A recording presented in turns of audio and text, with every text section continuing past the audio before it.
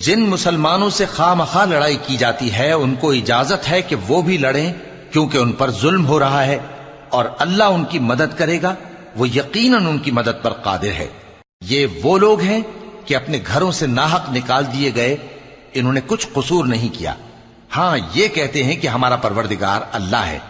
اور اگر اللہ لوگوں کو ایک دوسرے سے نہ ہٹاتا رہتا تو خانقاہیں اور گرجے اور یہودیوں کے عبادت خانے اور مسلمانوں کی مسجدیں جن میں اللہ کا کثرت سے ذکر کیا جاتا ہے گرائی جا چکی ہوتی۔